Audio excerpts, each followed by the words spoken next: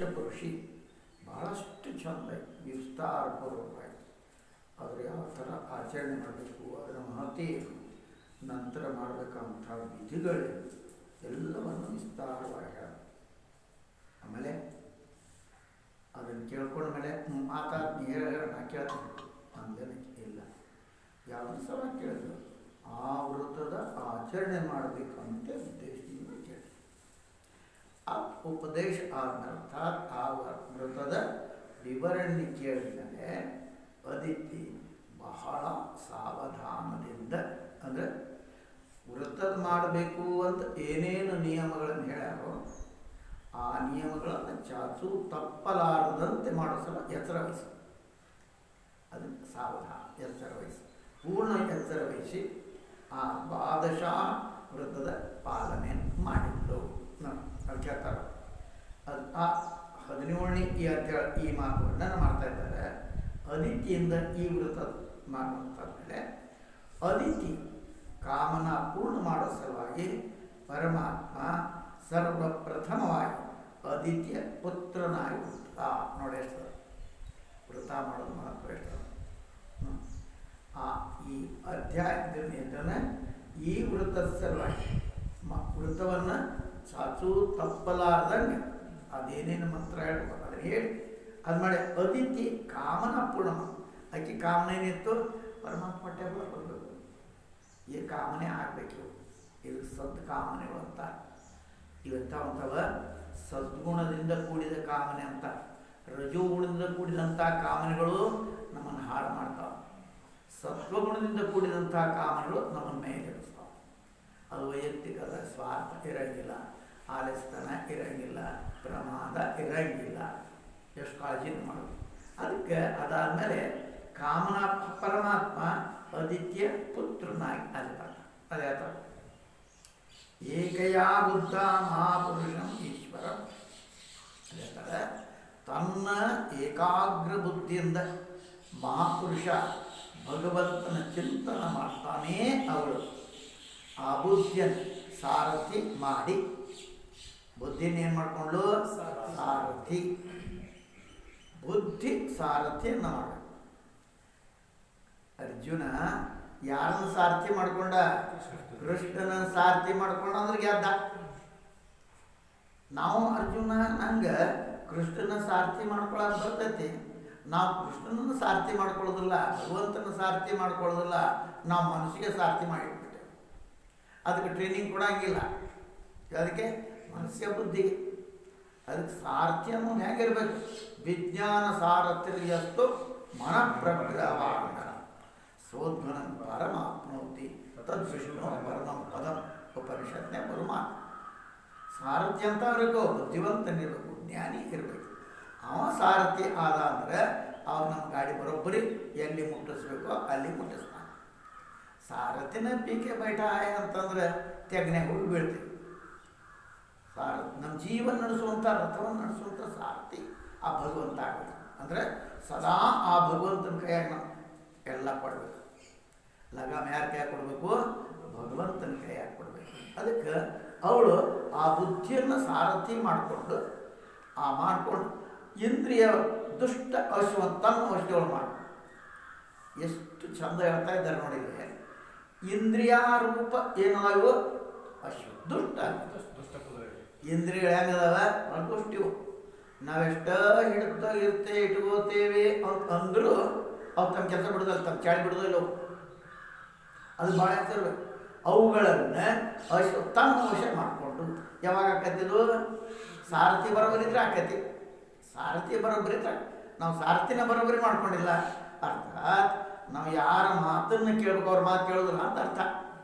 ನಮ್ಗೆ ಯಾರು ಬೇಕು, ಯಾರು ಆದರ್ಶ ಕಾಣಿಸ್ತಾರ, ದುಡ್ಡು ಮಾಡ್ಕೊಂಡವ, ಮೆರ್ಯಾವ, ಸುಮ್ಮನೆ ಕುಂಡ್ರಾವ, ಉಣ್ಣವ, ಮಾಡ್ಕೊಂಡು ಇಂಥವ ಆದರ್ಶ ಯಾರು ಅಂದ ಬಳಿಕ ಅಂತ ಸಾರಥಿ ಮಾಡ್ಕೊಂಡ್ಮೇಲೆ ನಮ್ಮ ಹಂಗೆ ತೆಗ್ನೆ ಹೋಗ್ಬಿಡು. ಅದಕ್ಕೆ ಸಾರಥಿ ಚೂಲ ಮಾಡಿಕೊಂಡ್ರೆ ಅವಾಗ ಏನಾಗ್ತೈತೆ? ಇಂದ್ರಿಯ ರೂಪ ದುಷ್ಟ ಅಶ್ವಗಳು ಏನು ಉದಾಹರಣೆ ಕೊಡ್ತಾರೋ, ಅಶ್ವಗಳಂತ ಕುದುರೆ ಅಂತ ಅದಾವಿಲ್ಲ, ದುಷ್ಟ ಅದಾವ. ಯಾವ ನಮ್ಮ ಇಂದ್ರಿಯಗಳು, ನಮ್ಮ ಇಂದ್ರಿಯಗಳು ದುಷ್ಟ, ಅವ್ರು ಹಿಡಿದೋಗಿರ್ಬೇಕು ಬುದ್ಧಿವಂತ ಸಾರಥಿ. ಅರ್ಥಾತ್ ನಮ್ಮ ಸಾರಥಿ ಯಾರಾಗಬೇಕು? ಭಗವಂತ. ಅರ್ಥಾತ್ ಭಗವಂತ ಸಾರಥಿ ಆಗಿದ್ರೆ ಅರ್ಥ ಏನು? ಏನು ನಮ್ಮದೊಂದು ರಥ ಅನ್ನೋದೇನು ಈ ರಥ ಸಾಮಾನ್ಯ ರಥ ಇದ್ದಂಗೆ ಐತಾನೆ ಇಲ್ಲ. ಈ ರಥವನ್ನು ನಡೆಸೋ ಸಲುವಾಗಿ ಆ ಭಗವಂತನ ಕೊಡ್ಬೇಕಿದ್ರೆ ಅರ್ಥ ಏನು? ಶಾಸ್ತ್ರ ಏನು ನಮಗೆ ಹೇಳ್ತಾರೋ ಈ ರಥ ಮಾಡುವ ಆದಿತ್ಯ ಮಾಡ್ಬೇಕು, ಅದು ಸಾರ್ಥಿ ಕೊಟ್ಟಂಗೆ. ಭಗವಂತನ ಸಾರ್ಥಿ ಮಾಡ್ಕೊಳ್ಳೋದ್ರ ಅರ್ಥ ಏನು? ನಮ್ಮ ಎಲ್ಲ ಜೀವನದ ಕ್ರಮಗಳು ಶಾಸ್ತ್ರ ಹೇಳ್ದಂಗೆ ನಡಿಬೇಕು. ಶಾಸ್ತ್ರ ಗೊತ್ತಾಗ ಮಾತ್ರ ಹೇಳ್ದಂಗೆ ನಡಿಬೇಕು. ಯದ್ಯದಾಚರತಿ ಶ್ರೇಷ್ಠ ಅಂತಪ್ಪ, ಅವ್ರು ಹೆಂಗೆ ನಡ್ಕೋಬೇಕು ಹಂಗೆ ನಡ್ಕೋಬೇಕು. ನಾವು ನಮಗೆ ಶ್ರೇಷ್ಠ ಯಾರ್ಯಾರ? ಯಾಕೆ ಸಿರೆ ಮನಟ ಇರ್ಬೇಕು, ಚಂಗೋಡ್ರೆ ಮತ್ತು ಏನೋ ಆಗ್ಯಾರ, ಅದು ನಮಗೆ ಗೊತ್ತು. ಅದಾಗಲಾರ್ದೆ ಪರಮಾತ್ಮ ಅವತಾರ, ಪರಮಾತ್ಮ ಯಾವ ರೀತಿ ಉಪದೇಶ ಆ ಥರ ನಡಿಬೇಕು. ಅವಾಗ ಏನಾಗ್ತವೆ? ದುಷ್ಟ ಇಂದ್ರಿಯಗಳು ನಾವು ಹೇಳ್ದಂಗೆ ಕೇಳಾಗ್ತಾವ. ದುಷ್ಟರು ನಮಗೆ ಹೇಳ್ದಂಗೆ ಕೇಳೋದು, ನಾವು ಹೇಳ್ದಂಗೆ ಕೇಳೋದು ಯಾವಾಗ ಆಗ್ತಾರೆ ಅವರು? ಅವಾಗ ನಾವು ಅವ್ರಿಗಿಂತ ಬಲಿಷ್ಠರಾಗಬೇಕು. ಅವ್ರಿಗಿಂತ ಬಲಿಷ್ಠರಾದಾಗ ಅವು ನಾವು ಹೇಳ್ದಂಗೆ ಕೇಳ್ತಾವ. ಅವು ಇಲ್ಲ ಅಂದ್ರೆ ಕೇಳಂಗಿಲ್ಲ. ಗಾಳಿ ಸಣ್ಣ ದೀಪಿದ್ರ ಆರಿಸ್ತೈತಿ, ಅದ ಪ್ರಜ್ವಲಿತ. ಬೆಂಕಿ ಆತು ಅಂದ್ರೆ, ಬಣವಿಗೆ ಬೆಂಕಿ ಹತ್ತು ಅಂದ್ರೆ ಆಳಿ ಸಹಾಯ ಮಾಡ್ತೈತೆ. ನಾವು ಹಂಗೆ ದುಷ್ಟರು ನಾವೆಲ್ಲಿ ತನಕ ಅಲ್ಪರದೇವೋ ಅಲ್ಲಿ ತನಕ ನಮ್ಮ ಮೇಲೆ ಆಳ್ಕೆ ಮಾಡ್ತಾರೆ. ಯಾವಾಗ ನಾವು ಅವ್ರಿಗಿಂತ ಸಬಲರಾಗೋ ಅವಾಗ ನಾವು ಹೇಳ್ದಂಗೆ ಕೇಳ್ತಾರೆ ಅಥವಾ ನಮ್ಮ ಸಹಾಯ. ಹಾಗೆ ಏನದ ಇವು ದುಷ್ಟ ಅಶ್ವಗಳು. ಅಶ್ವಗಳು ಯಾವುವು? ನಮ್ಮ ಇಂದ್ರಿಯಗಳು. ನಮ್ಮ ಇಂದ್ರಿಯಗಳು ದುಷ್ಟ ದುಷ್ಟ ದುಷ್ಟ. ಅದರ ಮೇಲೆ ವಿಶ್ವಾಸ ಇಡಬೇಡ. ಮ್ಯಾನವ್ರು ಹೇಳ್ತಾರೆ, ಬಲವಾನ್ ಇಂದ್ರಿಯ ಗ್ರಾಮೋ ವಿದ್ವಾಂಸಮಪಿ ಕರ್ಷತಿ. ನೀ ಭಾಷಣ ಇದನ್ನು ಓದ್ಕೊಂಡೇನ ಅಂದರೂ ನೀನು ಬಿಡ್ತಾವ. ತಮ್ಮ ಜಗ ಕರ್ಕೊಂಡು ಹೋಗ್ಬಿಡ್ತಾವ. ಮಾಡ್ತಿಲ್ಲ, ಭಾಳ ಹಾರಾಡ್ತಿದ್ದೆಲ್ಲ, ಶಾಸ್ತ್ರ ಓದಿನಂತಿದ್ದೆಲ್ಲ, ನಾ ಪ್ರವಚನ ಮಾಡ್ತೀನಿ ಅಂತಿದ್ದೆಲ್ಲ ಬಾ ಅನ್ಕಂತಾವ.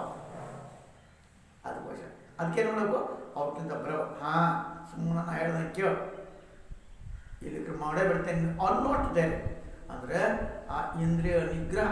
ಅದಕ್ಕೆ ಶಮ ಯಮ ನಿಯಮಗಳನ್ನು ಅತ್ತ ಹೇಳಿದ್ರೆ ಶಮ ದಮವನ್ನು ಇತ್ತ ಹೇಳಿ ಎರಡೂ ಅಷ್ಟೇ. ಇಂದ್ರಿಯಗಳ ನಿಗ್ರಹ, ಮನೋನಿಗ್ರಹ. ಅದಕ್ಕೆ ಅದು ಮನೋನಿಗ್ರಹ ಜಬರ್ದಸ್ತ್ ಇತ್ತು ಅಂತಂದರೆ ಆ ಮನಸ್ಸು ಅವಾಗ ನಮಗೆ ಇಂದ್ರಿಯಗಳು ಏನೂ ನಮ್ಗೆ ಅನುಕೂಲ ಆಗ್ತವೆ. ಹಾಗೆ ಆ ವಶವನ್ನು ಮಾಡಿಕೊಂಡು ಏಕಾಗ್ರ ಬುದ್ಧಿಯಿಂದ ಮನಸ್ಸನ್ನು ಸಂಪೂರ್ಣ ಜಗತ್ತಿನ ಆತ್ಮ ವಾಸುದೇವನಲ್ಲಿ ಏನು ಮಾಡಲಿಕ್ಕೆ ತನ್ನ ಮನಸ್ಸನ್ನು ಎಲ್ಲಿ ಹಚ್ಚಬೇಕು? ಆ ಭಗವಂತ ಎಷ್ಟು ವೃತ್ತ ಮಾಡ. ಆ ರೀತಿ ಭಗವಂತ ಆದಿತ್ಯ ದೇವಿ ಪ್ರಯೋವೃತವನ್ನು ಅನುಷ್ಠಾನ ಮಾಡಿದ್ಲು. ಇಲ್ಲಿ ತನಕ ಪ್ರಯೋವೃತ ಹಿಂದಿನ ಅಧ್ಯಾಯದೊಳಗೆ ಹೇಳಿದ್ರು. ಆ ವೃತ್ತದ ಅನುಷ್ಠಾನವನ್ನು ಆಯ್ತು ಮಾಡಿದ್ರು. ಯಾಕೆ ಏ ಪರೀಕ್ಷಿತ ರಾಜ ನೋಡಿ, ಅವಳ ಸಮಕ್ಷ ಪೀತಾಂಬರಧಾರಣ ಮಾಡುವಂಥ 4 ಕೈ ಉಳ್ಳಂಥ ಶಂಖ ಚಕ್ರ ಗದಾ ಪದ್ಮಧಾರಿ ಆದಂಥ ಭಗವಂತ ಪ್ರಕಟ. ಆ ವೃತವನ್ನು ನಮ್ಗೆ ಯಾವ ವೃತ ವೃತ ಮಾಡಿದ್ರಿ ಮಕ್ಕಳು ಅದು ಪ್ರಕಟ ನೋಡ್ತಾ ಭಗವಂತನಿಗೆ ತನ್ನ ನೇತ್ರ ಎದುರಿಗೆ ನೋಡಿ ಅದಿತಿ ದೇವಿ ಆದರಪೂರ್ವಕವಾಗಿ ಎದ್ದು ಮತ್ತು ಪ್ರೇಮಾತಿರೇಕದ ಕಾರಣ ಪೃಥ್ವಿ ಮೇಲೆ ಬಿಟ್ಟು ಭಗವಂತನ ನಮಸ್ಕಾರ. ಏನಾಗಬೇಕಲೇ? ಪ್ರೇಮಾತಿರೇಕ. ಅತಿರೇಕ ಯಾವುದು? ಪ್ರೇಮ ಅತಿರೇಕ ಆಗಬೇಕು. ಯಾರ ಮೇಲೆ? ಭಗವಂತನ. ಅವನ ಮೇಲೆ ಪ್ರೇಮ ಅತಿರೇಕ ಆಗಬೇಕು. ನಮ್ದು ಪ್ರೇಮ ಎದ್ರ ಮೇಲೆ ದುಡ್ಡು, ಇದ್ರ ಮೇಲೆ ಅತಿರೇಕ ಪ್ರೇಮ. ಇಟ್ಲಾಗಿಂದ ಸ್ವಲ್ಪ ಈಗ ಐತನಿದೆ ಬಹೂನಾಂ ಜನ್ಮನಾಮಂತೆ ಶಾಸ್ತ್ರ ಹೇಳ್ತಾರೆ. ಶಾಸ್ತ್ರ ಓದ್ಯಾರ ನೋಡೋರು ಈಗ ಐತೇನ. ಇನ್ನೂ ಒಂದು ದಿವಸ ಅಲ್ಲ, ಭಾಳ ಅಂತ ಹೇಳ ನಾವು ಭಗವಂತ. ಹಂಗೆ ಅವರು ಅಲ್ಲಿ ಭಗವಂತನಿಗೆ ನಮಸ್ಕಾರ ಮಾಡಿದ್ಲು. ಎದ್ದಿದ್ದು ಕೈ ಮುಗಿದು ಭಗವಂತ ಸ್ತುತಿ ಮಾಡೋದು ಅಪೇಕ್ಷೆ ಮಾಡ್ತಾ ಇದ್ಲು. ಆನಂದಾತಿರೇಕದ ಕಾರಣ ಅವಳ ಕಣ್ಣುಗಳ ನೀರು ತುಂಬಿ ಬಂದು ಪೂರ್ಣ ಶರೀರ ರೋಮಾಂಚನ ಹಾಗೂ ಭಗವಂತನ ದರ್ಶನ ಆನಂದೋಲ್ಲಾಸದಿಂದ ಕಾರಣ ಅವು ಶರೀರ ಕಂಪ. ಶಾಸ್ತ್ರಗಳು ಅದೇ ಅರ್ಥ. ಶರೀರ 8 ಭಾಗಗಳಾಗ್ಬಿಡ್ತಾವೆ. ಶರೀರ ನಡುವುದು, ಕಟ್ಟಿ ಬಿದ್ದ ಬೀಳೋದು, ಗಂಟ್ಲ ತುಂಬಿ ಬರೋದು, ಕಣ ನೀರು ಬರೋದು. ಅವಾಗ ಏನು ಮಾತಾಡಬೇಕು ಖಬರೇ ಇಲ್ಲ. ಗೊತ್ತ ಆನಂದ ಅತಿರೇಕ ಆಯ್ತು.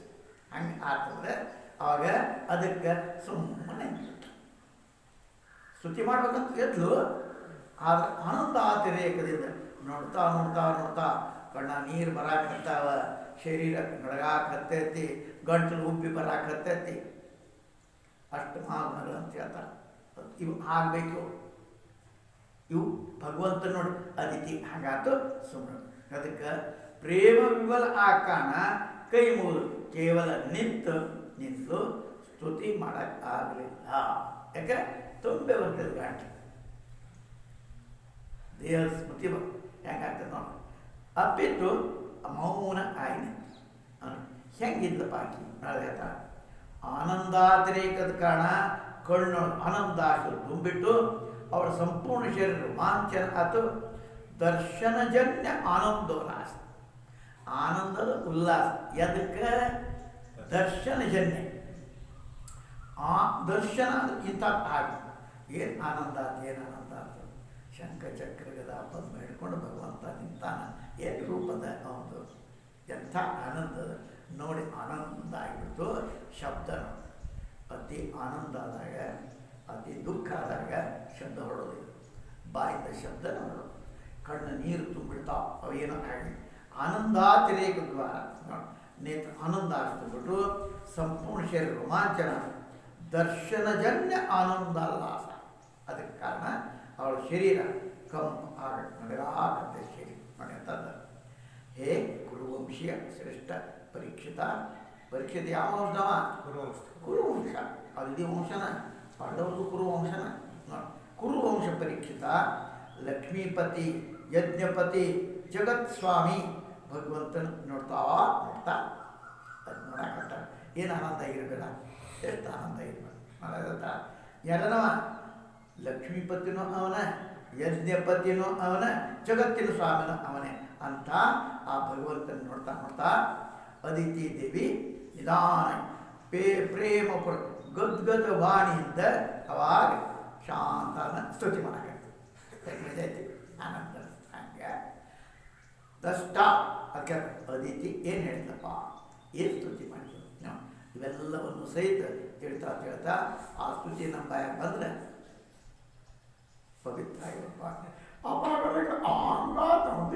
ಅದು ಹಿಂಗಾಗಿತ್ತಂತ ಇವು ಬರ್ತಾವ ನಮ್ಮ ಬಾಯಾಗ. ಏನನ್ಬೇಕು? ಅತ್ಲಾಗಿಂದ ಬಂದ ಅಂತ ತಿಳ್ಕೊಬೇಕು ಅವರು, ಮತ್ತೊಂದೇನಿಲ್ಲ. ಇತ್ಲಾಗಿಂದ ಬಂದ ಅಂತ ತಿಳ್ಕೊಳಂಗಿಲ್ಲ ಅವರು, ಅತ್ಲಾಗಿಂದ ಅದು ಸ್ತುತಿ ಕೇಳ್ತಾರೆ. ಹಂಗೆ ಏನು ಹೇಳಿದಪ್ಪ ಆಕೆ? ಹೇ ಯಜ್ಞೇಶ, ಯಜ್ಞದ ಸ್ವಾಮಿ, ಯಜ್ಞ ಪುರುಷ, ಹೇ ಅಚ್ಯುತ, ನಿನ್ನ ಚರಣ ಕಮಲದ ಆಶ್ರಯ ತಗೊಂಡು ಸಂಸಾರ ಜೀವ ಸಂಸಾರ ಸಾಗು ಪಾರಾಗಿರ್ತಾರೆ. ಎಂಥ ಏನು ಮಾಡ್ತಾರೆ? ಯಜ್ಞದ ಸ್ವಾಮಿ, ಯಜ್ಞ ಸ್ವಾಮಿ ಅವನೇ, ಯಜ್ಞ ಪುರುಷ ಅವನೇ, ಅಚ್ಯುತ ಚ್ಯುತಿ ಇಲ್ಲ ಅವನಿಗೆ. ನಿನ್ನ ಚರಣ ಕಮಲದ ಆಶ್ರಯವನ್ನು ಪಡ್ಕೊಂಡು ಸಂಸಾರಿ ಜೀವ ಸಂಸಾರ ಸಾಗ ಪಾರಾಗ್ತಾನೆ. ಏನು ಪಡ್ಕೊಂಡು ಸಣ್ಣ ಸಣ್ಣ ವಿಷಯನ ಸೂಕ್ಷ್ಮವಾಗಿ ಅವಲೋಕನ ಮಾಡ್ತಾ ಹೋಗ್ಬೇಕು ನಾವು. ಬರೀ ಶಾಸ್ತ್ರ ಕೇಳಿ ಬಡ ಬಡ ಬಡ ಓದೋದಲ್ಲ. ಇವ ಕಮಲ, ಇವಳು ಕಮಲ, ಇವನು ಬಸವ ಅಲ್ಲ. ಇದು ಶಾಸ್ತ್ರದ ಬಳಿಕ ಒಂದೊಂದು ಶಬ್ದನೂ ಇಷ್ಟು ತೂಕ ಮಾಡಿ ಹಾಕಿರ್ತಾರೆ. ಅದೇನಪ್ಪ ಅಂತ ಇದು ನಿನ್ನ ಚರಣ ಕಮಲ ಆಶ್ರಯ ತಗೊಂಡ್ರೆ ಸಂಸಾರಿ ಜೀವ ಸಂಸಾರ ಸಾಗ ಪಾರ ಆಗ್ತಾರೆ.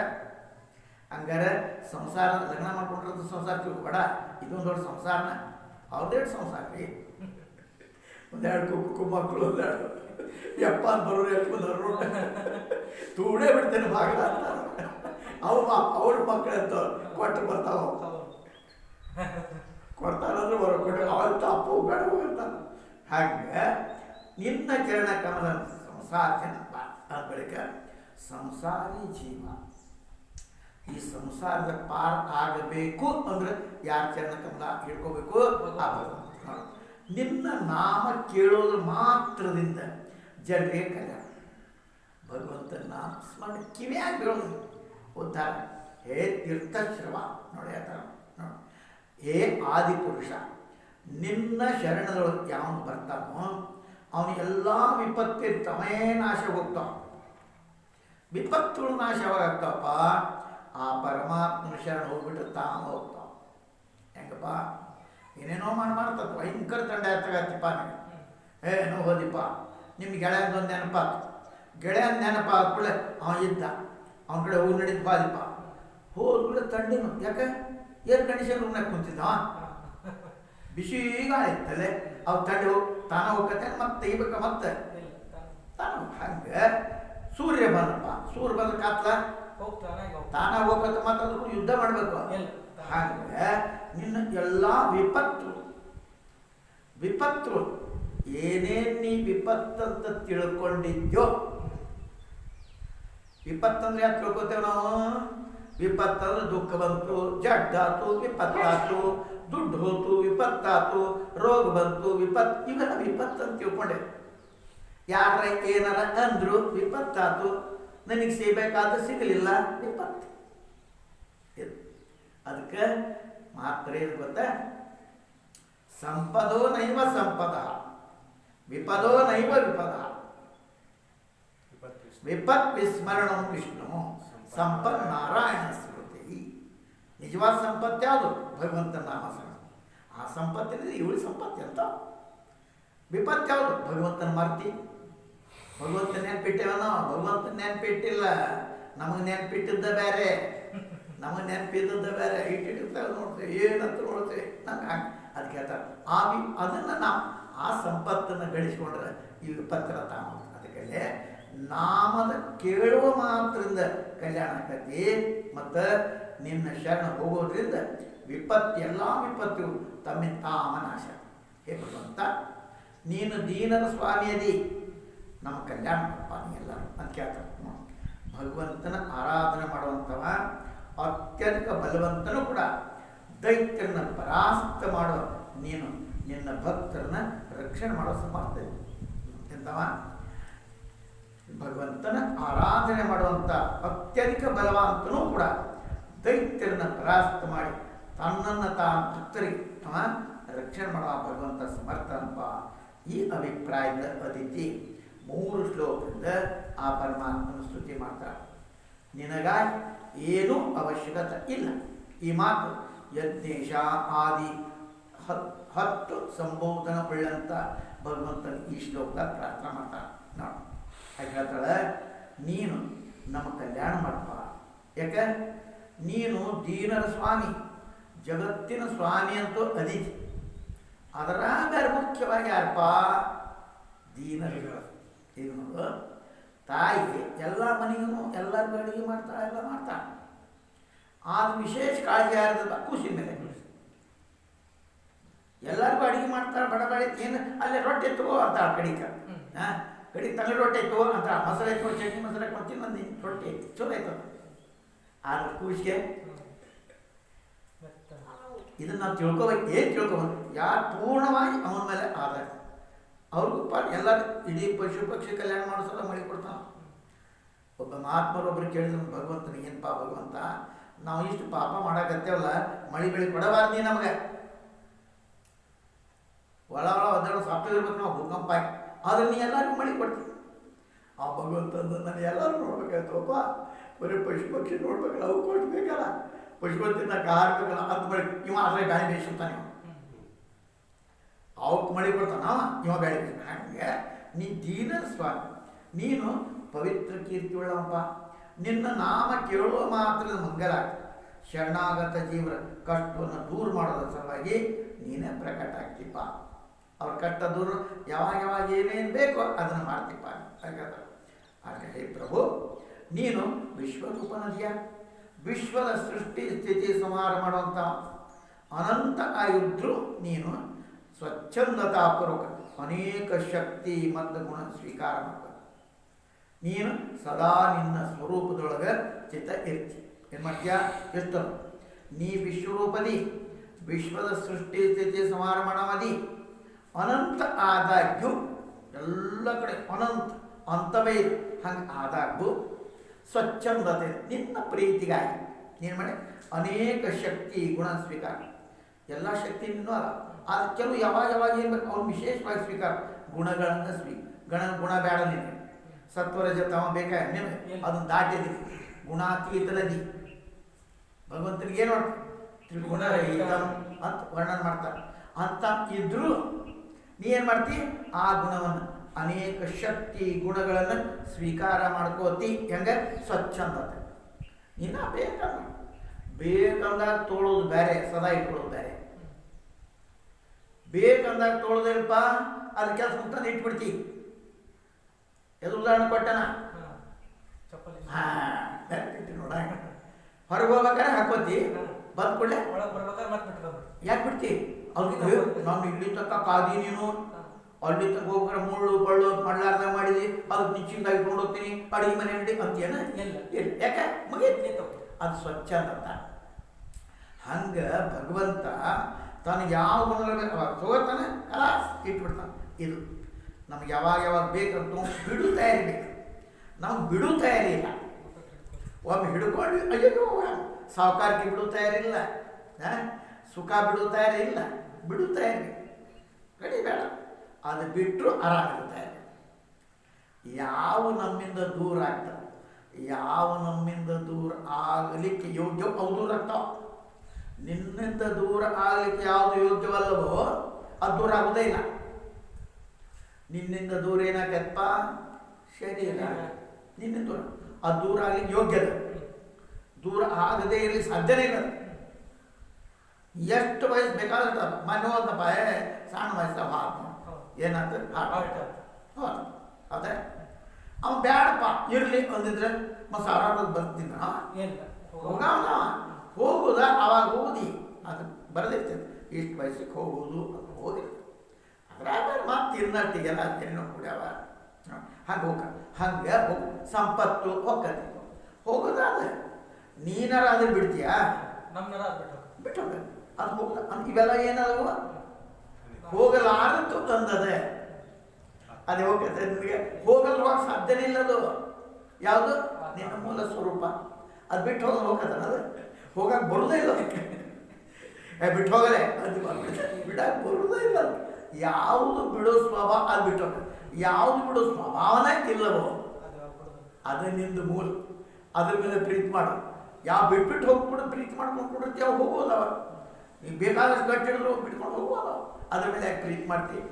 ಯಾವುದು ನಿಂದ ಐತೋ ನಿನಗಾಗಿನೇ ಅದೇಯೋ, ಬೇರೆ ಯಾವುದು ಬೇಕಾಗಿಲ್ಲವೋ ಅಂಥದ್ರ ಮೇಲೆ ಪ್ರೀತಿ ಮಾಡೋದು ಬಿಟ್ಟು ಇವತ್ತಿದ್ದು ನಾಳೆ ಬೈದು ಹೋಗೋ ಕಡೆ ಪ್ರೀತಿ ಮಾಡ್ತೀನಿ.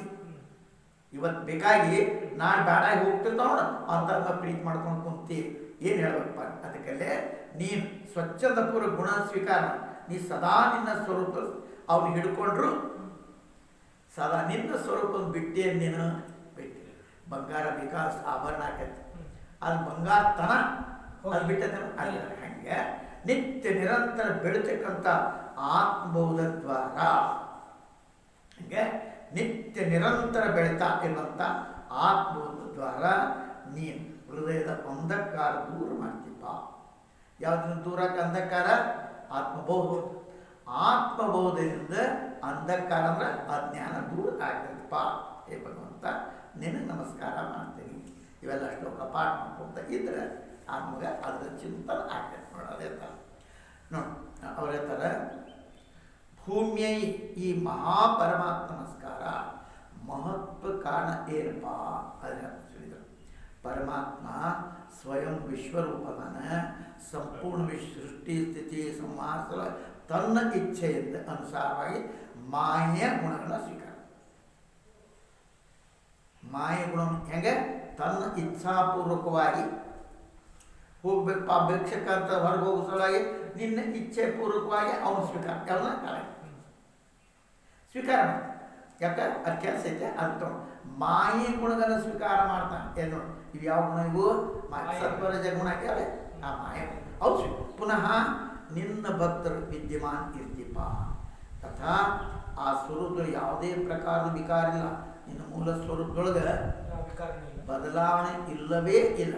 ನಿತ್ಯವೂ ಬೆಳೀತಾ ಇರುವಂಥ ಪೂರ್ಣ ಜ್ಞಾನ ದ್ವಾರ ಆತ್ಮನ ಅಜ್ಞಾನ ಅಂಧಕಾರ ರೂಪ ಮಾಯ ಅದನ್ನು ದೂರ ಮಾಡುವಂಥಪ್ಪ ಮಾಡ್ತಾ ಇರ್ತಿ ಅಂತ ಭಗವಂತ ನಿನಗೆ ನಮಸ್ಕಾರ. ಭಗವಂತನ ಹಾಗೆ ಹೇ ಅನಂತ, ನಿನ್ನ ಪ್ರಸನ್ನ ಆದಾಗ ಮನುಷ್ಯನು ನೋಡು ಬ್ರಹ್ಮನಂತೆ ಸಮಾನ ಆಯುಷ್, ಅವನದ ಸಮಾನವಂಥ ದಿವ್ಯ ಶರೀರ, ಎಲ್ಲ ಅಭಿಷ್ಟ ವಸ್ತು ಅತುಲನೀಯ ಧನ ಸಂಪತ್ತು ಸ್ವರ್ಗ ಪೃಥ್ವಿ ಪಾತಾಳ ತಥಾ ಯೋಗದ ಸಮಸ್ತ ಅಣಿಮಾದಿ ಗುಣ ತಥಾ ಧರ್ಮ ಅರ್ಥ ಕಾಮ ತ್ರಿವ ಪ್ರಾಪ್ತ ಆಗ್ತಾವ.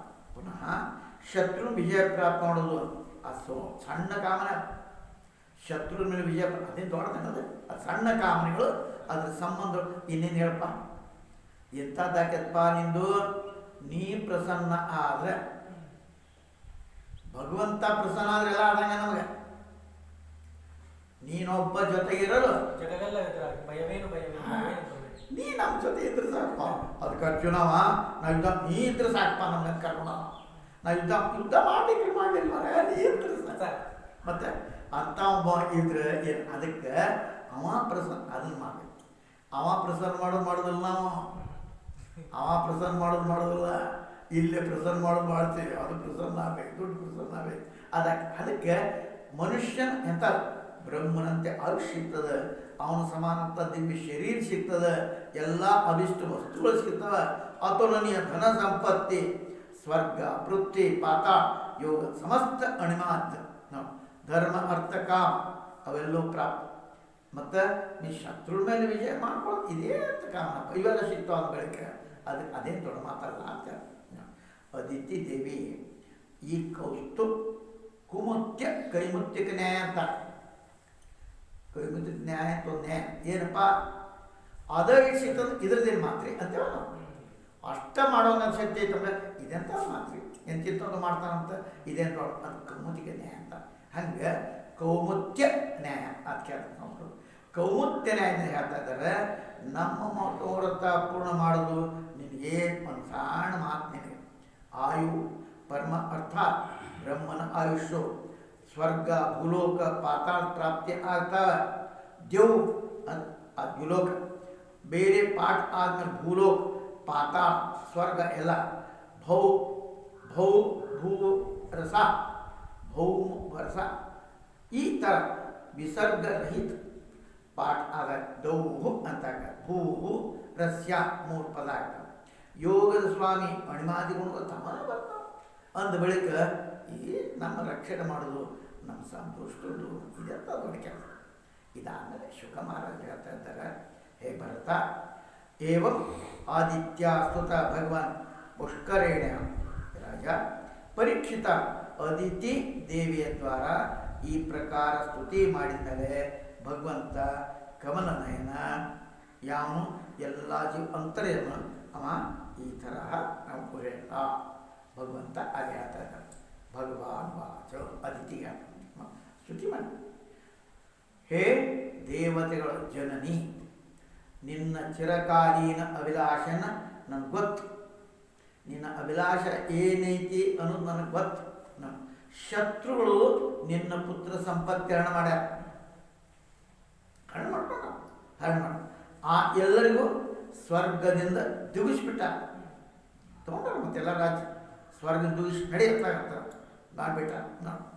ಶತ್ರುಗಳು ಯಾರ ಸಂಪತ್ತು ಹರಣ ಮಾಡ್ಯಾರೋ ತಥಾ ಸ್ವರ್ಗದಿಂದ ಅವೆಲ್ಲರನ್ನು ದೈತ್ಯರು ಅಲ್ಲೇ ಹೊರಗೆ ಹಾಕ್ಯಾರ. ಆ ದೈತ್ಯರ ಮೇಲೆ ಹೊರಗೆ ಅಂಥ ನಿನ್ನ ಪುತ್ರ ಸಂಬಂಧಗಳು ಏನು ನಿನ್ನ ಚಿರಕಾಲ ಆಕಾಂಕ್ಷೆ ಇದೆ ನನಗೆ ಗೊತ್ತು. ಮತ್ತು ಮಕ್ಕಳ ಬಗ್ಗೆ ಎಲ್ಲ ಚಿಂತೆ ಮಾಡು. ಯಪ್ಪ ನನ್ನ ಮಕ್ಕಳಿಲ್ಲ, ಅವನ ಮಕ್ಕಳಿಲ್ಲ, ಅವರು ಹಂಗೆ ಅವ್ರ ಬಗ್ಗೆ ಆಕಾಂಕ್ಷೆ ನನಗೆ ಗೊತ್ತು ಹೇಳ್ತಾರೆ.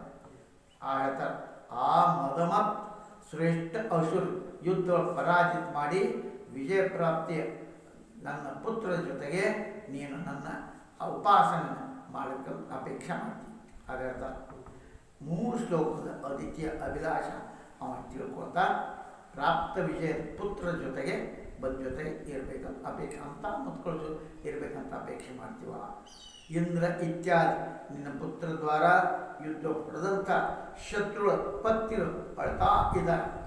ದುಃಖಿ ಅದಾವ ನೀ ಹೆಂಗಾಗತ್ತಿಲ್ಲ ಆ ರಾಕ್ಷಸ ಪತ್ರ ಅದು ನೋಡ್ಬೇಕಂತೀವಿ ನಾವು. ಅದೇ ಸಮೃದ್ಧಿ ಸಂಪನ್ನ ಪುನಃ ಪ್ರಾಪ್ತ ಯಶಸ್ಸು ಐಶ್ವರ್ಯಗಳಂತ ಸ್ವರ್ಗದ ಮೇಲೆ ಅಧಿಕಾರ ಪ್ರಾಪ್ತಿ ವಿಹಾರ ಮಾಡುವಂಥ ನಿನ್ನ ಪುತ್ರಿಗೆ ನೀನು ನೋಡಬೇಕು. ಮತ್ತು ನಿನ್ನ ಮಕ್ಕಳು ಸ್ವರ್ಗದಾಗ ಕುಂಡಿರ್ಬೇಕು, ಅವ ಬ್ರಹ್ಮ ಪ್ರಾಪ್ತಿ ಮಾಡ್ಕೋಬೇಕು, ಏನೇನು ಆಗಬೇಕು ಅನ್ನೋದನ್ನು ಅವ್ರ ಕಣ್ಣೆ ನೋಡಬೇಕು ಅಂತ ನಿನ್ನ ಅಪೇಕ್ಷೆ ಅದ.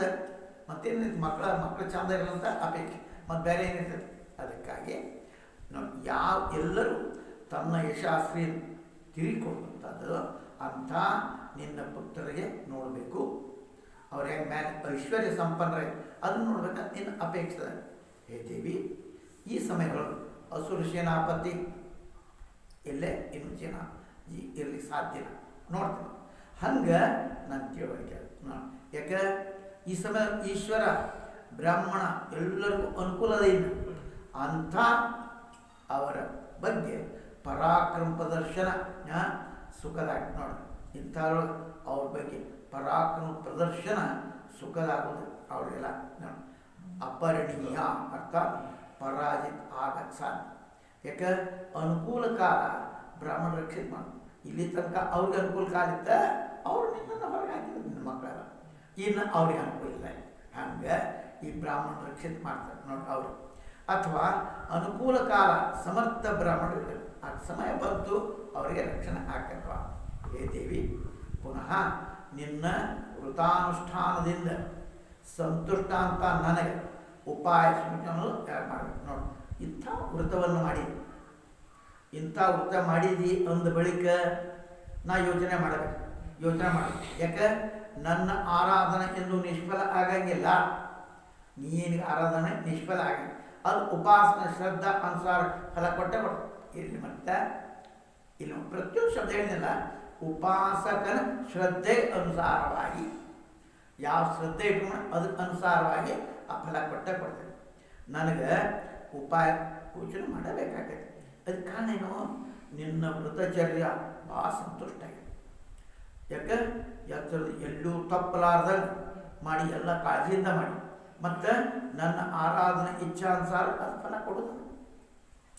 ನೀನು ವಯೋವೃತದ ಅನುಷ್ಠಾನ, ಅದರಿಂದ ನನ್ನ ಆರಾಧನಾ ನಿನ್ನ ಪುತ್ರ ರಕ್ಷಣೆಗಾಗಿ ಮಾಡಿ. ಅದಕ್ಕೆ ಮಾಡಿ, ನಿನ್ನ ಸಲುವಾಗಿಲ್ಲ, ಆ ಪುತ್ರಿಗೆ ರಕ್ಷಣೆ ಆಗಬೇಕಂತನ ಮಾಡಿ. ಇದರ ಸಲುವಾಗಿ ತಯಾರಿ ನಾನು ತಯಾರಿ. ಅದಕ್ಕೆ ನಾನು ನನ್ನ ಅಂಶದ ಮಹರ್ಷಿ ಕಶ್ಯಪ ವೀರ್ಯ ಪ್ರವೇಶ ಮಾಡಿ ನಿನ್ನ ಪುತ್ರನ ಆಗಿ ಉತ್ಪನ್ನ ಆಗಿ ನಿನ್ನ ಪುತ್ರ ರಕ್ಷಣೆ ಮಾಡಿ. ನೋಡಿ ಏನು ಮಾಡ್ತೀನಿ, ನಿನ್ನ ಮಗ ಆಗಿ ಬಿಟ್ಟು ಬರ್ತೀನಂತ ಇದು ಅಪೇಕ್ಷೆ. ಭಗವಂತವ ಮತ್ತು ರಾಮಂತ ಏನು ಮಾಡಿ, ನೀ ಬರಬೇಕಂತೆ, ನೀ ಬರ್ಬೇಕು ಕೃಷ್ಣ, ನೀ ಬರ್ಬೇಕು. ಎಷ್ಟು ಜನ್ಮ ತಪಸ್ಸು ಅದು ಒಂದು ದಿವಸದಲ್ಲ, ಎಷ್ಟೋ ದಿವಸದ ಸಾಮರ್ಥ್ಯ. ಅದು ರಾಮಚರಿತ ಮಾನಸ ಓದಿದ್ರೆ ಅವಾಗ ಗೊತ್ತಾಗ್ತದೆ. ಹಾಗೆ ಆತ ಮಹರ್ಷಿ ಕಶ್ಯಪರ ವೀರ್ಯಗಳು ಅಂಶದ ಪ್ರತಿಷ್ಠಿತ ಆಗಿ ನಾನು ರಕ್ಷಣೆ ಮಾಡ್ತೇನೆ. ನಿನ್ನ ಮಗನಾಗಿ ಬರು ಕಲ್ಯಾಣಿ, ನೀನು ನಿನ್ನ ಪತಿ ಕಶ್ಯಪನ ಈ ರೂಪದೊಳಗೆ ಅವಸ್ಥೆ ನನ್ನನ್ನು ನೋಡ್ತಾ ಇದೆಯಲ್ಲ. ತನ್ನ ನಿಷ್ಪಾಪ ಪತಿ ಮಹರ್ಷಿ ಕಶ್ಯಪನ ಸೇವಾ ಮಾಡ್ತಿರ್ತಾನೆ. ಅದಕ್ಕೆ ನೀನು ನಿನ್ನ ಪತಿಯ ಸೇವಾ ಮತ್ತು ಪತಿಯಿಂದ ಆಗಬೇಕಲ್ಲ, ನೀ ಅವನ ಸೇವಾ ಮಾಡ. ಅವನು ವೀರ್ಯದವ್ರು ನಾ ಪ್ರವೇಶ ಮಾಡ್ತೀನಿ, ನಾನು ನಿನ್ನ ಮಗ ಆಗ ನೋಡ. ಹೇಗೆ ದೇವಿ, ಯಾವ ದ್ವಾರ ಯಾರ ದ್ವಾರನೂ ಕೇಳಿದಂಥ ನೀನು ಯಾವುದೇ ಬೇರೆ ತಿಳ್ಕೊಳ್ಳೋಂತೆಲ್ಲ ನೋಡಿ. ನಿನ್ನ ಅಭಿಪ್ರಾಯ ತಿಳ್ಕೊ. ದೇವತೆಗಳ ರಹಸ್ಯ ಏನೇನು ಗುಪ್ತ ಇರ್ತದೋ ಅದು ಸಫಲ. ಇದು ಭಾಳ ನೆನಪಿಟ್ಟು ಏನು ಮಾಡಬೇಕು, ಯಾವ ದ್ವಾರ ಕೇಳಿದಾಗೂ ಏನು ಮಾಡ್ದಲ್ಲ, ಊಟ ಮಾಡ್ದಲ್ಲ, ಮುಗಿತ ಕೆಲಸ. ಅದು ಹಿಂಗೆ ಮಾಡಿದೆ, ಹಂಗೆ ಮಾಡಿದೆ, ಮಾಡೋದು ಬಿಟ್ಟು ಹೇಳೋದು ಬಾ, ನಾ ಹಂಗೆ ಮಾಡಿದೆ, ಹಿಂಗೆ ಮಾಡಿ ಅದು ಕೇಳಂತಾರೆ. ಯಾರು ಕೇಳಿದ್ರು ನೀ ಯಾರಿಗೂ ಬೇರೆ ಮತ ಅವ್ರಿಗೆ ಬೇರೆದವ್ರು ಹೇಳಬೇಡ. ನಾ ಯಾಕೆ ಮಾಡೀನಿ ಏನು ಹೇಳ. ಮತ್ತು ನಮ್ಮ ವೃತ್ತ ಎಂಥ ಮಾಡಿ ಅಂತಿ, ಸಾಕ್ಷಾತ್ ಪರಮಾತ್ಮ ಬಂದ್ರಿ ಸಾಮಾನ್ಯ ದಿನ ಅದ ಬರ್ತಾರೆ ಯಾರ ಕಡೆದ ಹೌದು. ಮತ್ತು ಏನು ಕೇಳಿ ಏನು ಕೇಳ್ತಾರ, ಏನು ಇಂಥವ್ರು ಕೇಳ್ತೀವಿ. ಅದಕ್ಕೆ ಭಗವಂತನ ಹೇಳ್ತಾನೆ, ಹೇಳಕ್ಕೆ ಹೋಗ್ಬೇಡ ಯಾರಿಗೂ. ಇದು ಮೂಲ ಮಾತು ಎಲ್ಲರಿಗೂ. ಯಾವುದೇ ಕಾರ್ಯ ಸಿದ್ಧ ಆಗ್ಬೇಕಾದ್ರೆ ಅದು ಸಿದ್ಧಿ ಆಗ್ತದೆ. ಹೇಳ್ಕೊಂಡು ಮಾಡ, ನಾನು ಮಾಡಕತ್ತೀನಿ, ಅವ್ನಿಗೆ ಮಾಡಕ್ಕೆ ಅದನ್ನು ಬೇರೆ ಹೇಳಬೇಡ. ನನಗೆ ನೋಡಿ ಅದೇ ಅದು ರಕ್ಷಣೆ ಮಾಡಿ. ಈ ರೂಪದೊಳಗೆ ಅವಸ್ಥಿತ ಆಗಿ ನಾನು ನೋಡ್ತಾ ಇದ್ದೆ. ನೀನು ಇಷ್ಟ ನೋಡು, ಬೇರೆ ಹೇಳಬೇಡ. ದೇವತೆಗಳ ರಹಸ್ಯ ಎಷ್ಟೇ ಗುಪ್ತ ಇರ್ತೈತೆ ಅದು ಸಫಲ. ಯಾವ ಕಾರ್ಯ ಸಫಲ, ಎಷ್ಟು ಗುಪ್ತ ಇದ್ದಿತ್ತೋ ಅವರ ಸಫಲ. ಅದು ಪ್ರಚಾರ ಮಾಡ್ಕೊತ ಹೋದ್ರೆ ಅದು ಸಫಲ ಆಗೋದು. ದೇವತೆ ರಹಸ್ಯ ಅತ್ಯಂತ ಗುಪ್ತ ಇದ್ದಾಗ ಪೂರ್ಣ ರೂಪಿಸಿದ್ದಾಗ ರಹಸ್ಯ ಇರಬೇಕು. ಸುಮ್ಮನೆ ಹೇ ದೇವಿ ನೀನು ಆದಿ ಪರಮ ಪುರುಷ ಹೇ ದೇವ ಅಖ್ಯಾತ ಅದಿತಿ ಅವ ಪರಮಾತ್ಮ. ಹೇ ದೇವ ನೀನು ಆದಿ ಪರಮ ಪುರುಷ, ನಿನಗೆ ಧಾಮ ನಾ ನೋಡಪ್ಪ ನೀ ಬರ್ತೀನಿ ಅನ್ನಲ್ಲ ಮತ್ತೆ. ಅಯ್ಯೋಯಪ್ಪ ನೀವು ಹೊಟ್ಟೆ ಹಂಗೋಯಪ್ಪ ನೀನು ಚಿಂತಿರ್ತಲ್ಲ. ಮೊದಲು ಮಾಗ ಬಾ ಅಂತ ಕೇಳಿದ್ದ ಹ್ಞೂ ಅಂತ. ಹ್ಞೂ ಅಂದ್ಕೊಳ್ಳೆ ನೀ ಪರಮ ಪುರುಷ ಬಾ, ನಿನ್ನನ್ನು ಧಾರಣ ಮಾಡ್ತಾನ ಸಮರ್ಥ ಇಲ್ಲ. ಹೇ ನಿರ್ವಿಕಾರ ನಿನ್ನ ರೋಮ ಕೂಡಲು ಕೂಡ ಹದಾಗಳು ನಿನ್ನೊಂದು ಕೂಡಲ ಬ್ರಹ್ಮಾಂಡವ ಮಂದಿನ ಹೆಂಗೆ ಒಳಗಿಟ್ಕೊಳ್ಳ ಚಿತ್ತ.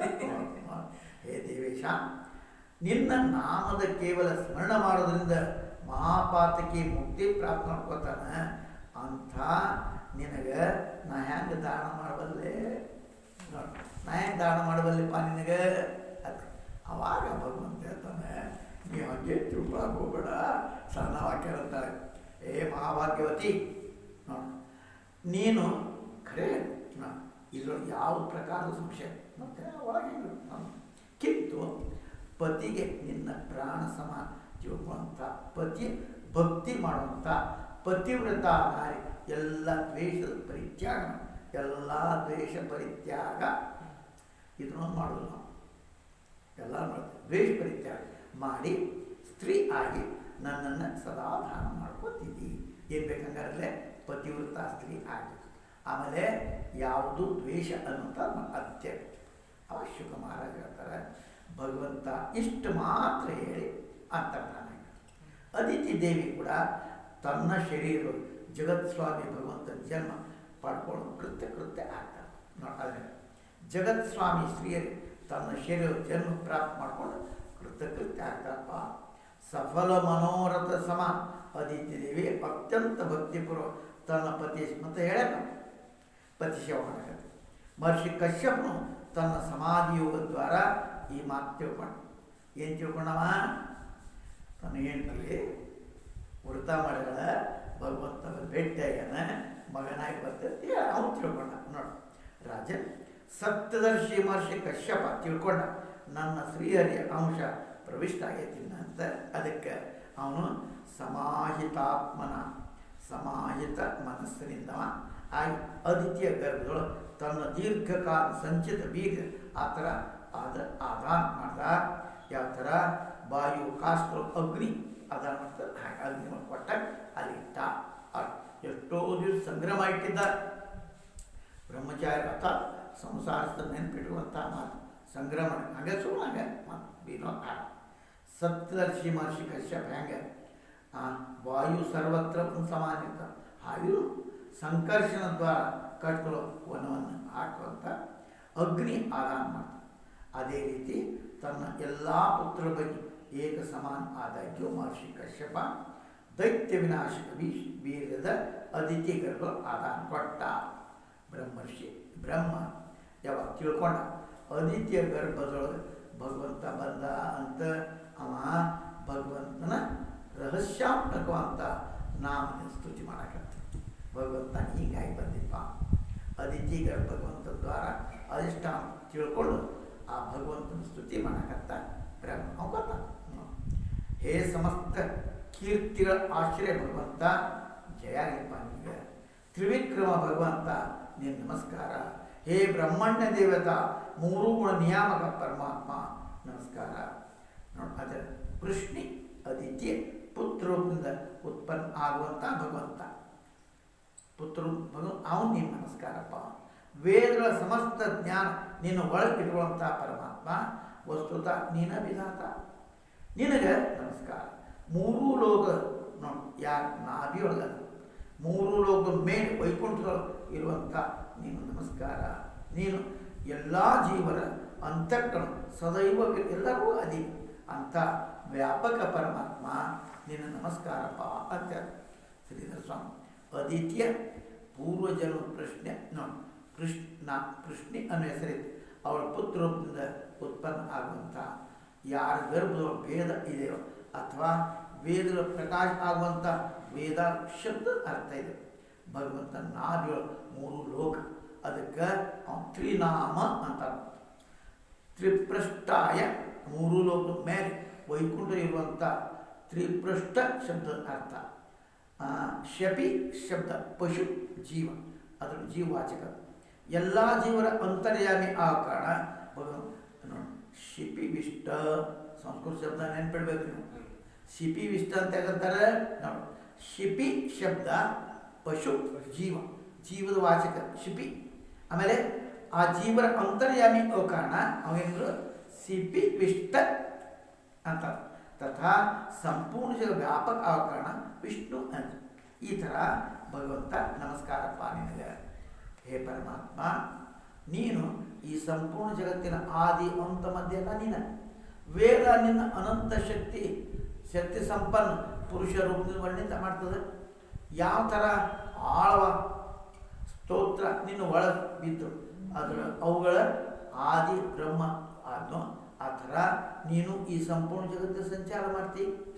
ಯಾವ ಥರ ನಿನ್ನ ಒಳಗೆ ಬಿದ್ದಂಥ ತೃಣ ಆದಿ ಆ ಸ್ತೋತ್ರ ಮಾಡ್ಕೊಂಡು ಹೋಗ್ತಾವ ನೋಡಿ. ಆ ಥರ ನೀನು ಈ ಸಂಪೂರ್ಣ ವಿಶ್ವವನ್ನು ಸಂಚಾರ ಮಾಡ್ತೀಪ್ಪ. ಈ ರೀತಿ ಹೇಳ್ತಾ ಭಾಗವತದೊಳಗೆ ಈ ಅಷ್ಟಮ ಸ್ಕಂದ. ಹೇ ಪರಮಾತ್ಮ, ಜಡ ಜಂಗ ಎಲ್ಲ ಪ್ರಜೆಗಳನ್ನು ಪ್ರಜಾಪತಿಗಳು ಉತ್ಪನ್ನ ಮಾಡುವಂಥ ನೀನೇ ದೀಪ. ಸ್ವರ್ಗದಿಂದ ಹೊರಟು ಆ ದೇವತೆಗಳ ಸಲುವಾಗಿ ಏಕಮಾತ್ರ ನಿನ್ನ ಆಶ್ರಯ ನೀನೇ. ಈ ಥರ ಯಾವ ಥರ ಜಲದೊಳಗೆ ಮುಳುಗುವಂಥವನಿಗೆ ನೌಕಾ ಸಹ ಮುಳುಗ್ತಿರ. ಬಾಬಾ ಹತ್ತು ಇದ್ರಾಗಂದ್ರೆ ಹಂಗೆ ಮಾಡ್ತೀವಿ. ಹಂಗೆ ನೀವು ಮುಳುಗೋರಿಗೆ ಆಶ್ರಯ ಮಾಡೋಂಥದ್ದಪ್ಪ. ಅದಕ್ಕೆ ಭಾಗವತರು ಇದನ್ನು ಮುಗಿಸ್ತಾ ಇದ್ದಾರೆ. ಹಂಗೆ ಪ್ರಜಾಪತಿಗಳು ಕೂಡ ಉತ್ಪನ್ನ ಮಾಡೋ ಎಲ್ಲರೂ ನೀನು ಮಾಡೋ ಹೇಳುವಂಥ ಭಾವ ಏನಂದ್ರೆ ನಿನ್ನ ಜನ್ಮ ಹಿಂಗೆ ಆಗುವುದಿಲ್ಲ. ದೇವತೆಗಳು ಪ್ರಜಾಪತಿಗಳು ತಥಾ ಸರ್ವಶ್ರೇಷ್ಠ ಆಶ್ರಯ ಕಾರಣ ಆ ಎಲ್ಲರ ಕಾರ್ಯ ಸಿದ್ಧ ಮಾಡೋ ಸಲುವಾಗಿ ನಿನ್ನ ಅವತಾರದಪ್ಪ. ದುಷ್ಟರ ನಾಶ ಮಾಡಬೇಕಾಯ್ತ, ಶಿಷ್ಟರ ಪರಿಪಾಲನೆ ಮಾಡಬೇಕಾಯ್ತು. ಅದಕ್ಕೆ ಸ್ವರ್ಗದಿಂದ ಓಡಿಸಿದಂಥ ದೇವತೆಗೆ ಪುನಃ ಸ್ವರ್ಗವು ಸ್ಥಾಪಿತ ಮಾಡಕ್ಕೆ ಅವ್ರನ್ನ ಪುನಃ ಅವ್ರ ಜಾಗ ಕೊಂಡ್ರಕ್ಕೆ ನೀ ಬರ್ತೀಪ್ಪ. ನಮಸ್ಕಾರ ಎನ್ನ. ವಾಮನ ಭಗವಂತ ಅಲ್ಲಿ ಪ್ರಕಟ ಆಗ್ತಾನೆ. ರಾಜ ಬಲಿ ಯಜ್ಞಶಾಲ ಅಲ್ಲಿ ಹೋಗ್ತಾನೆ. ಆ ಯಜ್ಞ ಬಲಿ ಮುಕ್ತಾರ ಮಾಡ್ತಾನೆ. ಅದು ಆ ಕಥೆಯಲ್ಲಿ ಮುಂದಿನ ಹೇಳ್ತಾರೆ.